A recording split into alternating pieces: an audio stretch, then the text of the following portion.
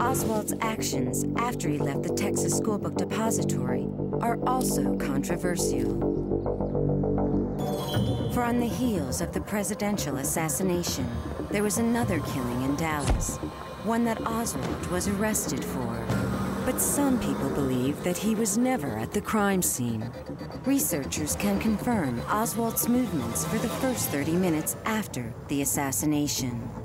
Just before 1 p.m., he walked into his boarding house at 1026 North Beckley in the Oak Cliff section of Dallas. Housekeeper Erling Roberts saw him leave moments later. No one saw him for the next 15 minutes. Then, at approximately 1:15, nearly a mile away, Officer J.D. Tippit stopped to question a stranger. For unknown reasons, this man shot the police officer, then fled the scene. 35 minutes later, Oswald was arrested and soon charged with the murder. If Oswald was able to arrive at 10th and Patton in 15 minutes, then he could have shot Officer Tippit.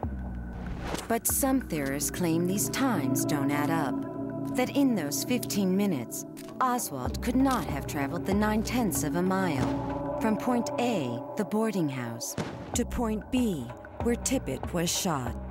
And if Oswald couldn't walk that distance within this time frame, then someone else must have shot the officer, and maybe the president. Well, and as you realize, Gary, I'm one of those people that always believe that he couldn't make it in time. So this way, we're going to have an accurate picture of what went on. All right, let's do the test and find out. Okay. All right. We decided to restage Oswald's presumed movements from the still-standing boarding house to the crime scene to determine if he could have arrived without assistance and perhaps the actual path he took. For this demonstration, we researched the clothes he wore that day and even gave him a .38 caliber revolver. Make sure it's unloaded. It is. It is. To carry along the route. All right, Dave, what's next in this test? We will break our walk into two parts. The first, to the corner of Beckley and Davis, and the second, by two routes mapped by the testimony of contradictory eyewitnesses. Okay, I want you to get on your mark and start walking briskly. Ready, set, go. He will head up Beckley Street, and we'll get in and follow him and eventually pass him in a golf cart so that we will be waiting for him when he reaches the next checkpoint. And how fast should Richard be walking? Well, the Warren report indicated that they were looking for somebody who was walking briskly.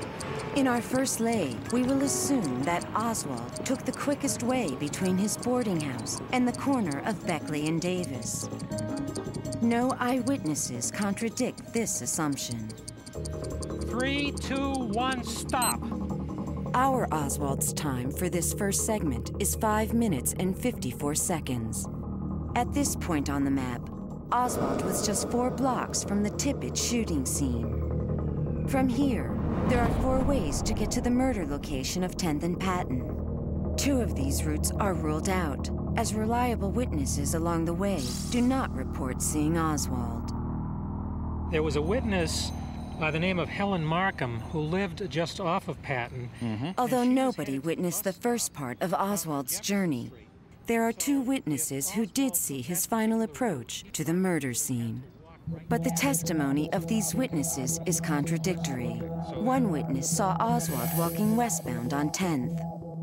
And in order for him to be where this witness says he was, he would have had to walk this route. 3, 2, 1, start.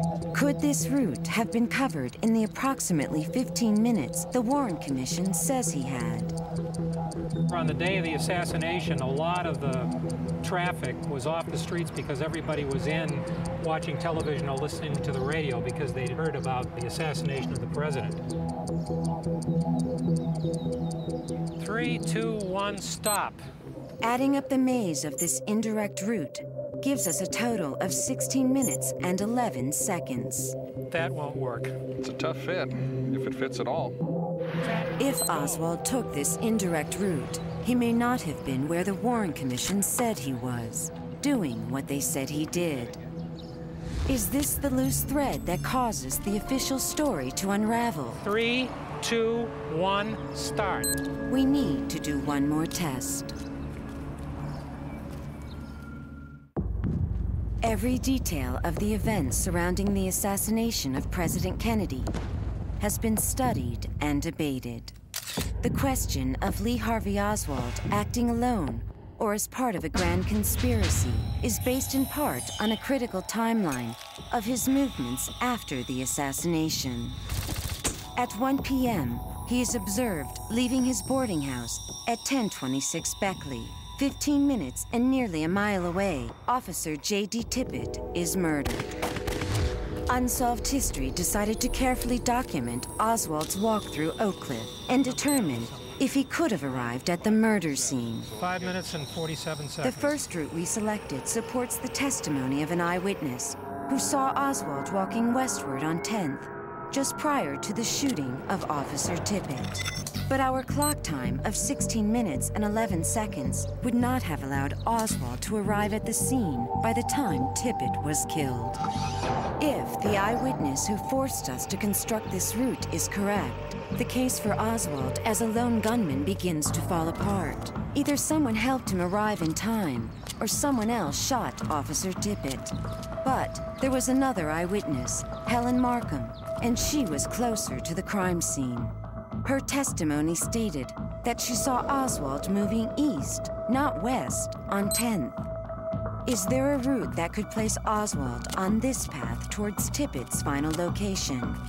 So what we need to do to test this is take the Crawford route, right? Correct. Okay. This route takes Oswald along Davis for half a block, then up Crawford to 10th, then over to Patton, where he is confronted by Officer Tippit. 3, 2, 1, mark. I've never done it this tightly. Okay. And more in my mind is the possibility that this can be done. 3, 2, 1, stop. The total time it took our Oswald to walk from the boarding house to the corner of 10th and Patton is 11 minutes, 10 seconds. Plenty of time to... Plenty of time for him to make it to this location in time to have the shooting take place. You bet. So another potential myth has been dispelled here today. There are still unexplained questions surrounding the killing of Officer Tippit, not the least of which being the discrepancy between the eyewitnesses who saw him walking in 2 different directions. But our test shows Oswald could have arrived at the murder scene unaided. I've always been one of the ones that felt that Oswald could not have made it from the rooming house down at Beckley under any circumstances. So, at least to my own satisfaction, and a little bit to my own frustration here, I have shown that he can make it well within the allotted time for the shooting to take place. What surprises me is after 40 years, this is the first time this kind of time check has ever been done in front of a camera. It's important to check out stuff, not just accept the Warren Commission, not just accept the conspiracy folks. Check it out.